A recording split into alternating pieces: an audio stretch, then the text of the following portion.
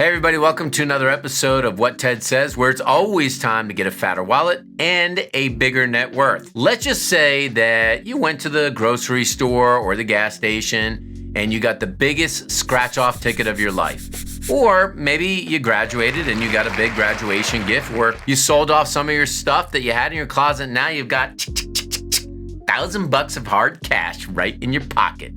The question is, what's the best thing to do with that money? And it's always been best to get some solid financial goals in place if you got some cash in your hands, or otherwise it's just going to burn a hole in your pocket.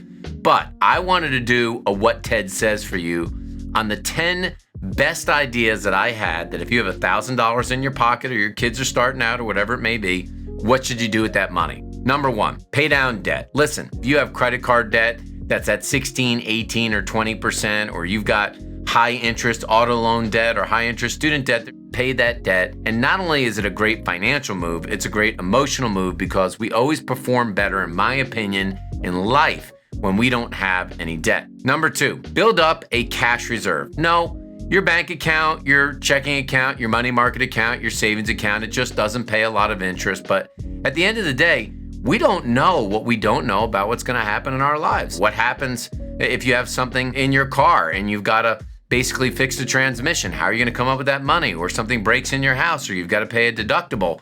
Where are you going to get that money? Now, some people will recommend 3 to 6 months in a cash reserve. What I would tell you is that getting at least 6 months in a cash reserve is best, but you could start some emergency fund. Now let's get to some fun stuff. Number 3 on here is use a website called treasurydirectgov. Now, if you want guaranteed type bonds, some of you as a kid may remember that your grandmother or your parents gave you Series E bonds or double E bonds. Well, guess what? You can buy bonds right on treasurydirect.gov directly from the government. There's no commission, there's no middleman. And you can buy today something called I bonds. These are bonds that go up as inflation goes up.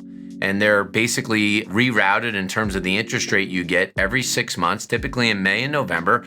And that's an opportunity to invest in something directly with the government. They have other kinds of bonds that are on there, but that may be a great idea. My number 4 idea is buy stocks, but it's not just buy stocks. It's like you should buy stocks when you invest in things that you actually own or use their stuff. A lot of people say, oh, I heard my friend told me I ought to buy this tech stock.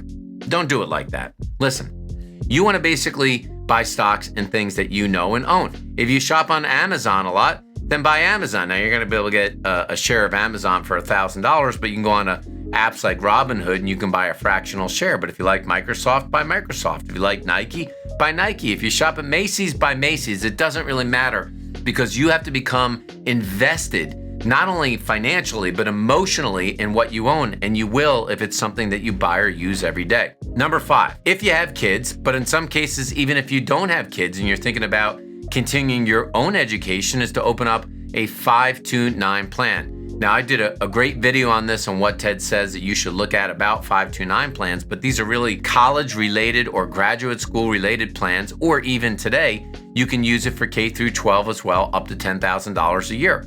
All the dollars that you put in this plan will grow tax-deferred, and then you can take them out down the road without any penalties, etc., if you use them for certain college or school-related costs. That's a great idea for $1,000 if you've got nothing set up for yourself or you're doing this for your kids. Now, if you want to try something cool, idea number 6 is something called rallyrd.com. Now, what is this? If you like collectibles, let's say you're always thinking, boy, I would have loved to own a piece of an Aston Martin, or I can't afford a Rolex, but I like to own a piece of one, or I want a collectible baseball card, or even some Nike Jordan original Air Jordan sneakers. You can get all of this and own a fractional interest for just $1,000 or less on something called rallyrd.com. That will get you into the collectibles market if that's what floats your boat investment-wise. Number 7, crypto. Now, there are a lot of places you can buy crypto. You can buy it at Coinbase, you can buy it on Binance, you can buy it on Gemini, you can buy it on Kraken. So many exchanges that are out there, but if you have a long-term time frame, you can't buy crypto for a month or two. You're gonna own crypto for probably 5, 10, 15 years, but maybe you want to get yourself some Bitcoin, Ethereum, Solana, Polkadot, or any one of those things, and you say, what? What is that stuff? Well, guess what? There are things that could make you money, but you've got to have a long-term time frame. Now, we know $1,000 is just not enough to buy a piece of real estate in general. But if you like real estate investing, then you could consider something called crowdfunding. There's a great website to start called Fundrise.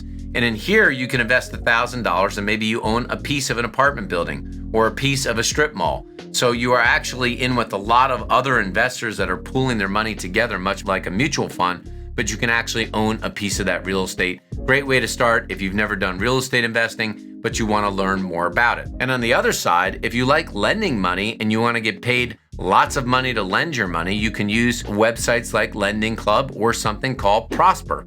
In these cases, you get to look really at people's FICO scores, and based upon their FICO score, which can range from an A all the way to an F, you can actually lend that money to them, and in return, you'll get an interest rate. Now remember, if you pick bad lenders, they could default. So if you have $1,000, you can typically loan up to about $25 as a minimum to one individual person, which means you could spread those loans across 40 people, build a diversified portfolio. Lending Club or Prosper is a way to do that. And then number 10 on here, my ideas on how to invest $1,000 is just to simply take an educational course. Listen, there is no better investment, I will say this 1,000,000 times on What Ted Says, than investing in yourself. If you think about the real money machine that makes money for your household over time, it's basically you and yourself. So anything you can do to educate yourself technology-wise, or you go back and take a course at night school, anything like that that can put more dollars in your pocket with more skills. So what do you think? 10 ideas on how to invest $1,000. I did that quickly.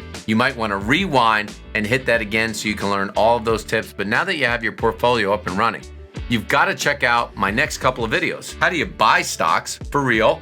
And more importantly, how do you sell stocks so you can build your net worth even quicker? Make sure that you hit the subscribe button so you get all this good information in your inbox. As always, leave me your comments. I love to hear them right here on What Ted Says.